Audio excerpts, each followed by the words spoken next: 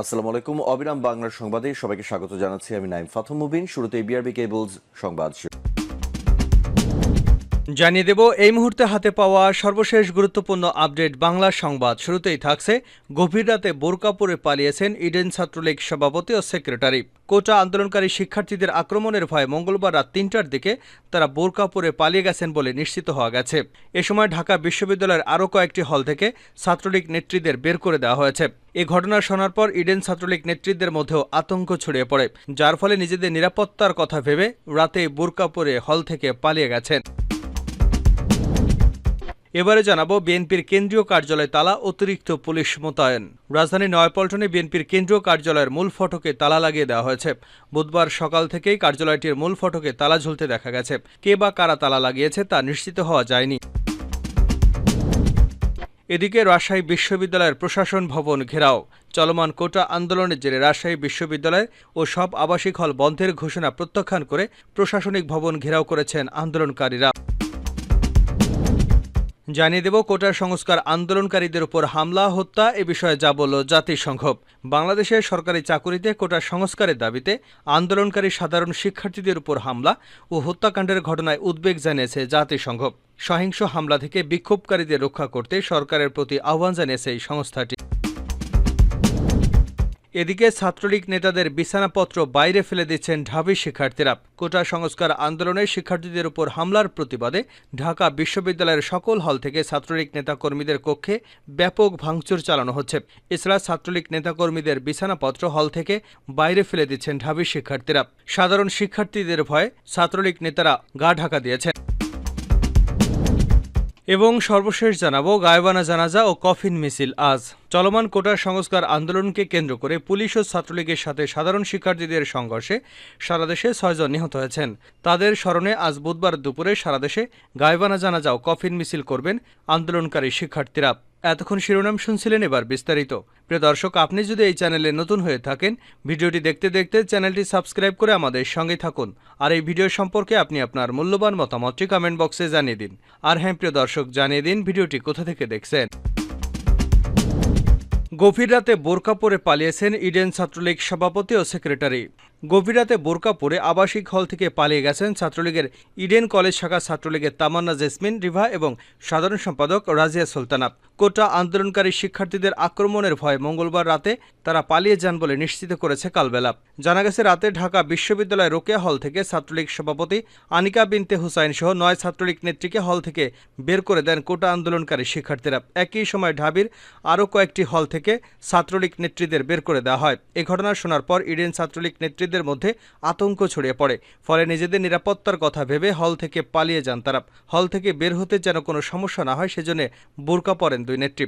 এ বিষয়ে জানার জন্য ইডেন কলেজ শাখা ছাত্রলীগ তামান্না জেসমিন রিভাকে ফোন করা হলে তিনি বলেন, ভাইয়া খুব ঝামেলায় আছি, এখন কথা বলতে পারবো না। তবে ভোর হওয়ার আগেই ছাত্রলীগ সভাপতি ও সেক্রেটারি ছাড়াও প্রায় সব নেতাকর্মী হল থেকে পালিয়ে গেছেন।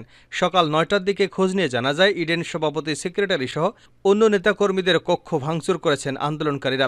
এদিকে গত রাতে ঢাকা বিশ্ববিদ্যালয়ের শহীদ সার্জেন্ট মোহাম্মদ জহুরুল হক সহ নারীদের ৫ হলকে ছাত্র রাজনীতি মুক্ত ঘোষণা করা হয়েছে।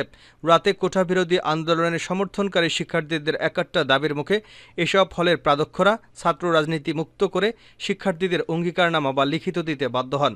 ঘোষিত রাজনীতিমুক্ত হলগুলো হল রোকেয়া হল, শামসুন্নাহার হল, কবি সুফিয়া কামাল হল, বঙ্গমাতা শেখ ফজিলাতুন্নেসা মুজিব হল, বাংলাদেশ কুয়েত মৈত্রী হল এবং শহীদ সার্জেন্ট জহুরুল হক। খোঁজ নিয়ে জানা গেছে, গতরাতে সর্বপ্রথম রোকেয়া হলকে সব ধরনের রাজনীতিমুক্ত হল হিসেবে ঘোষণা করা হয়। এছাড়া এ হল থেকে ১০ ছাত্রলীগ নেতাকর্মীকে কোটা বিরোধী আন্দোলন শিক্ষার্থী কর্তৃক পিটিয়ে বের করে দেওয়ার ঘটনা ঘটেছে। সূত্র জানায়, রাত ১১টার দিকে ঘটনার সূত্রপাত ঘটে। ১০টায় প্রবেশের সময় থাকলেও ছাত্রলীগের নেত্রীরা নির্ধারিত সময়ের পরে প্রবেশ করতে চাইলে শিক্ষার্থীদের সঙ্গে তাদের কথা কাটাকাটি হয়। এক পর্যায়ে শিক্ষার্থীরা মারমুখী হয়ে গেলে হাউস টিউটররা তাদের প্রোটোকল দিয়ে কক্ষে পৌঁছে দেন। পরে শিক্ষার্থীরা ক্ষিপ্ত হয়ে তাদের মারধর করে কক্ষ থেকে বের করে দেন। বের করে দেওয়া ১০ ছাত্রলীগ নেতাকর্মীদের মধ্যে হল শাখা ছাত্রলীগ সভাপতি আনিকা বিনতে হুসাইন, বর্ণালী ঘোষ বর্ণ, সামিহা মাহবুব, সাজিয়া রহমান, বিপর্ণা রায় এবং সাইফুন্নেসা ইলমি সহ আরও অন্যান্যরা ছিলেন। নেত্রীদের হল থেকে বের করে দিয়ে অধ্যক্ষর কাছ থেকে একটি লিখিত নেন সাধারণ শিক্ষার্থীরা। এতে বলা হয়, আমরা রোকেয়া হলের মেয়েরা এই মর্মে লিখিত নিচ্ছি যে আজ থেকে রোকেয়া হলের অভ্যন্তরে কোনো ধরনের ছাত্র রাজনীতি, ছাত্রলীগ, ছাত্রদল, যুবদল, জাসদ, শিবির ইত্যাদি নিষিদ্ধ করা হলো। কোনো ধরনের পলিটিক্যাল রুম বা গণরুম থাকবে না, কোনো রকম পলিটিক্যাল প্রোগ্রাম হবে না, কোনো ধরনের রাজনৈতিক সম্পৃক্ততা হলের সঙ্গে থাকবে না। আমরা হলের মেয়েরা যদি এই সব দলের দ্বারা কোনোভাবে ক্ষতিগ্রস্ত হই তাহলে হল প্রশাসন এবং হল প্রভোস্টকে এর দায় নিতে হবে। আজ থেকে রোকেয়া হলকে ছাত্র রাজনীতি মুক্ত ঘোষণা করা হল।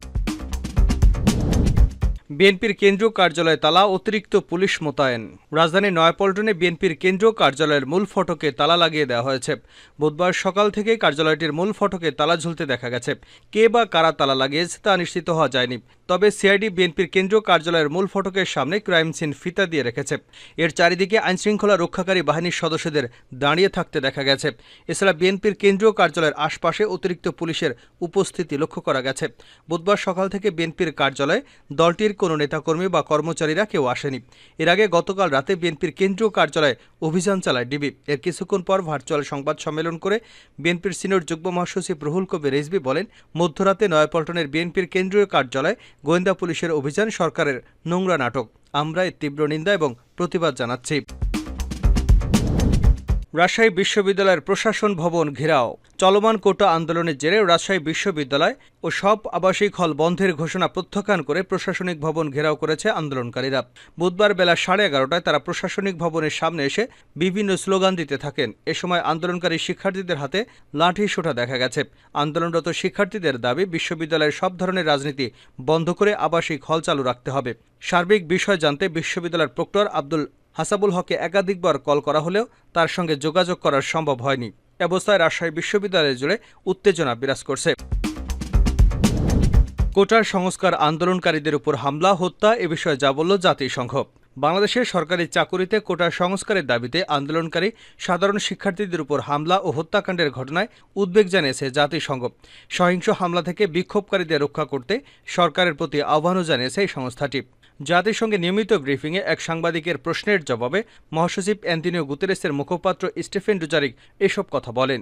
জাতিসংঘ বলছে, বাংলাদেশের শান্তিপূর্ণ বিক্ষোভ করার অধিকার আছে এবং সরকারকে সেই অধিকার রক্ষা করতে হবে। একই সঙ্গে বাংলাদেশের চলমান ঘটনা প্রবাহ জাতিসংঘ পর্যবেক্ষণ করছে।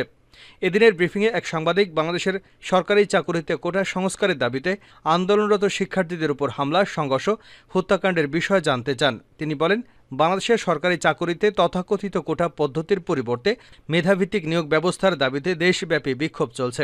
সরকারের সহযোগী সংগঠন ছাত্রলীগ নিরাপত্তা বাহিনীকে সঙ্গে নিয়ে আন্দোলনকারীদের উপর হামলা চালিয়েছে। বিক্ষোভে হামলায় 6 শিক্ষার্থী নিহত হয়েছেন। জাতিসংঘের মহাসচিবকে এই পরিস্থিতি সম্পর্কে অবগত আছেন? এর জবাবে জাতিসংঘের মহাসচিবের মুখপাত্র স্টিফেন ডুজারিক বলেন, হ্যাঁ, আমরা চলমান আন্দোলন পরিস্থিতি সম্পর্কে খুব ভালোভাবে অবগত আছি। আমরা ঘনিষ্ঠভাবে এবং উদ্বেগের সঙ্গে পরিস্থিতির উপর নজর রাখছি।